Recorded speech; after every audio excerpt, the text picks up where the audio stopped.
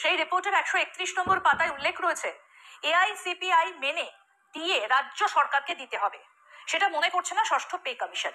খুব স্বাভাবিক এই রিপোর্ট সামনে আসতেই উদ্বেগ প্রকাশ করেছেন সরকারি কর্মচারীদের একাংশ। কারণ 27 তারিখের মধ্যে বকেয়া ডিএ 25% ফেরত দেবার নির্দেশ দিয়েছিল দেশের শীর্ষ আদালত। আর তার বিজ্ঞপ্তি কিন্তু এখনো রাজ্য সরকার প্রকাশ করেনি। যদিও ষষ্ঠ পে কমিশনে সুপারিশ করার রিপোর্টের সঙ্গে দেশের সর্বোচ্চ আদালতের নির্দেশের কোনো সম্পর্ক নেই। এর আগে বিচারপতি অমৃতা সিনহা রাজ্যকে প্রশ্ন করেছিলেন ষষ্ঠ পে কমিশনের রিপোর্ট কেন সামনে আনছে না রাজ্য। তখনই রাজ্যকে 1 জুলাইয়ের মধ্যে প্রকাশ করার কথাও জানিয়েছিলেন অমৃতা সিনহা। মোট 197 পাতার এই রিপোর্টে ব্যাখ্যা করা হয়েছে কেন কেন্দ্রের হারে ডিএ দিতে বাধ্য নয় রাজ্য। সেখানেই 131 নম্বর পাতায় বলা হয়েছে আলোচ্য বিষয়গুলো সরকার সময়ে সময়ে রাজ্যের আর্থিক সামর্থ্য অনুযায়ী নির্ধারণ করতে পারে কতটা পরিমাণ মহার্ঘ ভাতা দেওয়া হবে রাজ্য সরকারি কর্মীদের। এখানে বলা হয়েছে এআইসিপিআই মেনে ডিএ রাজ্য সরকারকে দিতে হবে না, তাই রাজ্য এটা অনুসরণ করতে বাধ্য নয়। অতএব ডিএ নিয়ে রাজ্য সরকার যে অবস্থানে দাঁড়িয়েছিল তাই প্রকাশ পেল ষষ্ঠ পে কমিশনে সুপারিশ করা রিপোর্টে। প্রসঙ্গত 5 বছর পরে ষষ্ঠ পে কমিশনের সুপারিশ করার রিপোর্ট সামনে আনলো রাজ্য।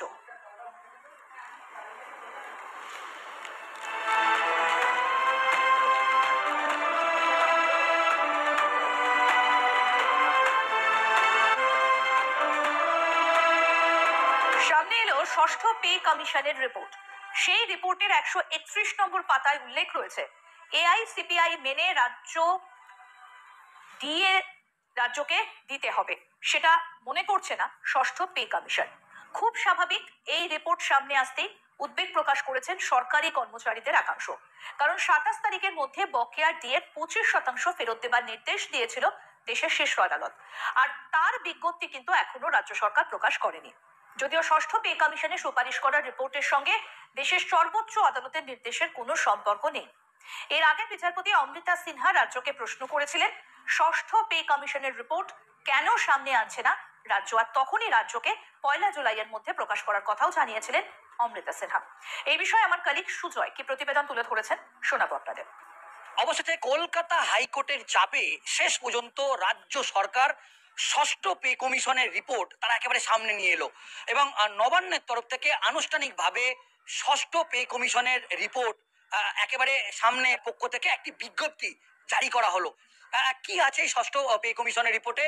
সেখানে স্পষ্ট যে রিপোর্ট করা করেছে রাজ্য প্রশাসন, সেখানে বলেছে যে কেন্দ্রীয় হারে দিয়ে দিতে রাজ্য সরকার একেবারেই মানে কেন্দ্রীয় হারে ডিএ দিতে বাধ্য নয়, সেটা এই রিপোর্ট সামনে নিয়ে এসছে।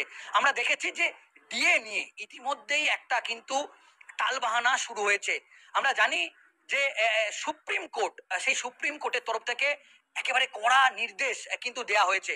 আমরা জানি যে সুপ্রিম কোর্টের তরফ থেকে কেবলমাত্র স্যাটের যে রায় এবং কলকাতা হাইকোর্ট যে নির্দেশ দিয়েছিল কেবলমাত্র এই স্যাটের রায় এবং কলকাতা হাইকোর্টের নির্দেশ, সেই নির্দেশটা বা সেই কলকাতা হাইকোর্টের অর্ডার দেখেই সুপ্রিম কোর্ট কিন্তু নির্দেশ দিয়েছিল যে রাজ্য সরকারকে নির্দেশ দিয়েছিল যে 25% ডিএ তাদেরকে কিন্তু সরকারি কর্মচারীকে তাদের পশ্চিমবঙ্গের সরকারি কর্মচারীদের দিতে হবে।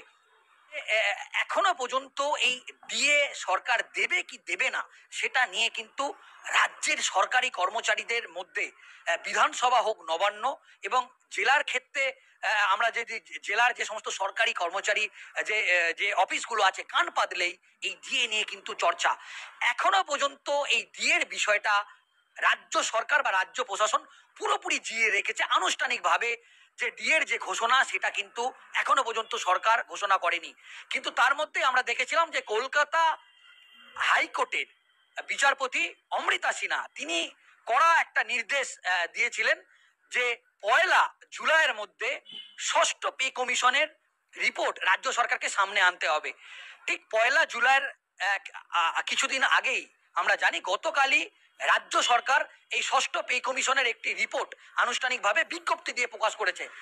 সেই বিজ্ঞপ্তি দিয়ে সেখানে বলা হয়েছে সমস্ত সরকারি তারা কতটা তারা ডিএ পাবে বা কতটা তারা ডিএর বিষয়টা কতটা বাকি আছে সেই বিষয়ে সেই রিপোর্ট সামনে নিয়ে এসছে। সেখানে কিন্তু স্পষ্ট করা হয়েছে যে কেন্দ্রীয় সরকার যে হারে ডিএ দেয় সেই হারে রাজ্য সরকার সেই হারে দিয়ে দিয়ে দিতে পারবে না, সেটাও যেরকম ভাবে বলা হয়েছে। অন্যদিকে আমরা জানি যে সুপ্রিম কোর্টের যে নির্দেশ দিয়েছে সেই নির্দেশ যদি রাজ্য সরকার মানে, তাহলে রাজ্যের কোষাগার থেকে 10,000 কোটি টাকা কিন্তু দিয়ে বাবদ সরকারি কর্মচারীদের দিতে হবে এবং রাজ্যের কোষাগার থেকে 10,000 কোটি টাকা খরচ করতে হবে। এবং এই মুহূর্তে কিন্তু একটা জোর জল্পনা চলছে যে কবে মুখ্যমন্ত্রী মমতা বন্দ্যোপাধ্যায় রাজ্য সরকার এই আনুষ্ঠানিকভাবে ষষ্ঠ পে কমিশনের যেটা কবে যে বর্ধিত যে ডিএ যেটা সুপ্রিম কোর্ট রায় দিয়েছে সেটা ঘোষণা করবে। এখন একেবারে জল্পনা চলছে এবং এটাও একটা জল্পনা চলছে যে মুখ্যমন্ত্রী মমতা বন্দ্যোপাধ্যায় দীঘায় জগন্নাথ মন্দিরে যে রথ, সেই রথ টানবে একটা শুভ দিন, সেখান থেকেই নাকি ঘোষণা করতে পারে, সেরকম একটা জল্পনা সরকারি কর্মচারী মহলে একেবারে পারদ চড়ছে। অন্যদিকে তার মধ্যেই সামনে এলো ষষ্ঠ পে কমিশন, কিন্তু সেই ষষ্ঠ পে কমিশনের যে আভাস, সেই আভাস থেকেও কিন্তু আরো জল্পনা বাড়লো। কারণ কেন্দ্রীয় হারে যে ডিএ দেবে না সেটাও কিন্তু ষষ্ঠ পে কমিশনে ঘোষণা করেছে রাজ্য সরকারের বিজ্ঞপ্তিতে, সেরকম একটা বিষয় স্পষ্ট করেছে। এখন দেখার বিষয় যে আনুষ্ঠানিকভাবে যে বর্ধিত যে ডিএ বা সেটা মুখ্যমন্ত্রী মমতা বন্দ্যোপাধ্যায় রাজ্য সরকার কবে ঘোষণা করে। পাশাপাশি এখানে যেটা আরো বলা হয়েছে, এআইসিপিআই মেনে ডিএ রাজ্য সরকারকে দিতে হবে না, তাই রাজ্য এটা অনুসরণ করতে বাধ্য নয়। অতএব ডিএ নিয়ে রাজ্য সরকার যে অবস্থানে দাঁড়িয়েছিল তাই প্রকাশ পেল ষষ্ঠ পে কমিশনের সুপারিশ করা রিপোর্টে। প্রসঙ্গত, গত 5 বছর পরে ষষ্ঠ পে কমিশনের সুপারিশ করার রিপোর্ট এবার সামনে আনলো রাজ্য সরকার।